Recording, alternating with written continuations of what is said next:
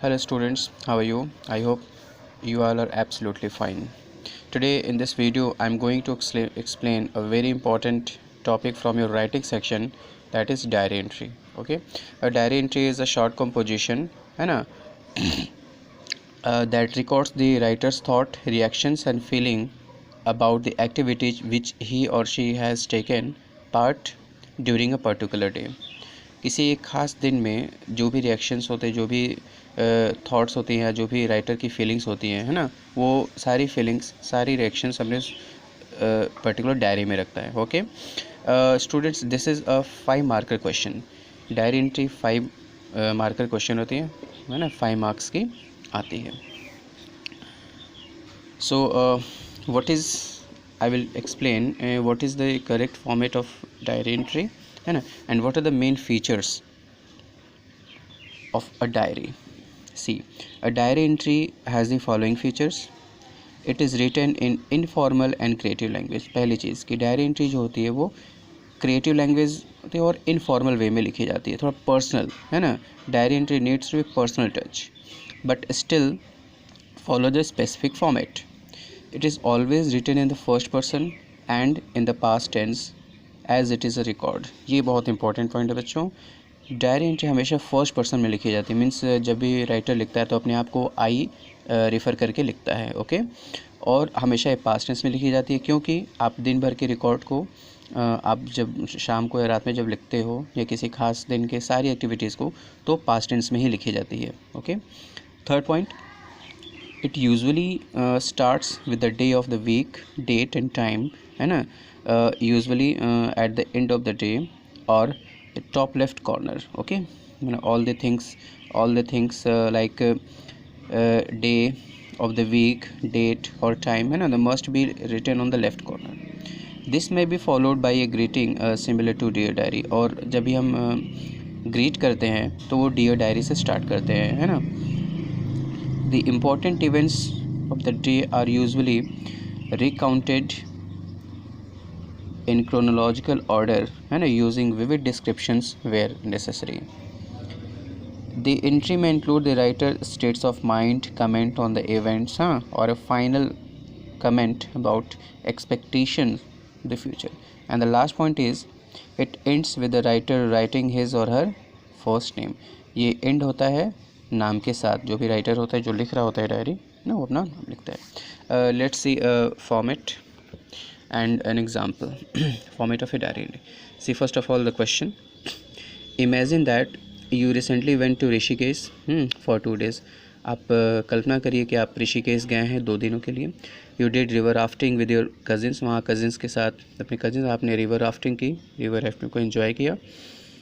You also learned tips on the river rafting, और river rafting के tips भी आपने enjoy किया. So write a diary entry in 100 to 150 words using the verbal clues given below. अच्छा बच्चों, जब एक क्वेश्चन के बाद एक क्लू दिया हुआ था, वर्बल क्लू, उस क्लू के हिसाब से आपको एक डायरी डेवलप करनी होती है. जैसे क्लू क्या है इसका, you can see Rishikesh, visit rapids in Ganga, है ना, wandering beauty, river rafting, few dropping experience. Okay, see first of all format.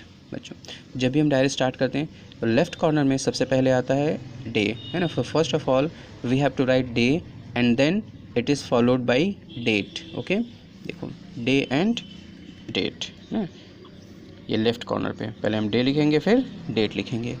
Then just day और डेट के नीचे हम क्या मेंशन करते हैं, टाइमिंग मेंशन करते हैं. ओके, तो ये फॉर्मेट ध्यान से समझना.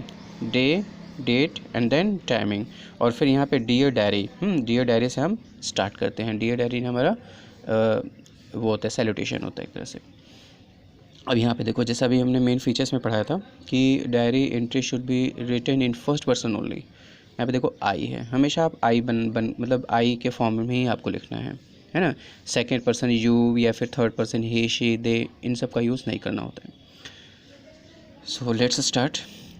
I had a wonderful experience during my last week's Rishikesh visit. Okay, I had heard a lot about the rapids in the Ganga, rapids of the rapid current of the Ganga there, and wanted to see them firsthand. Okay, after a long wait, when my father finally told me that we were going to Rishikesh, I was on cloud. I was on cloud 9. Uh, I kept on wondering about the activities we would participate in there. Okay. My excitement was doubled when my cousins also agreed to go with me. I was so impatient. अब ये देखो हर जगह पे यहाँ पे had का use हुआ है. आई हैड वॉज यानी कि पास्ट टेंस चल रहा, right. I was so impatient and wanted to leave for Rishikesh as soon as possible. On arrival I was fascinated by the beauty of the hills, the clear and cold water of the river enthralled me. We did river rafting. हम यहाँ पे कौन कौन से activities उन्होंने किया ये यहाँ पे मेंशन किया जा रहा है. We did river rafting as planned. It was fabulous and I have pictures to prove it. After 3 hours of rafting, we returned to our hotel, totally tired out. Though I had been scared at times, it was a jaw-dropping experience altogether. I had mixed feelings when we left for home. I was excited to return, but I didn't want this holiday to come to an end. Okay. Here this diary entry ends with Mandanna, है ना. This is your name. यहाँ पे आपका नाम जरूर mention होता है, तो you are expected to end this diary writing with your name, with the name, है ना, of the which is mentioned in the questions. Okay, so this is the format and this is the example of a diary entry. I hope you will learn a lot. Okay.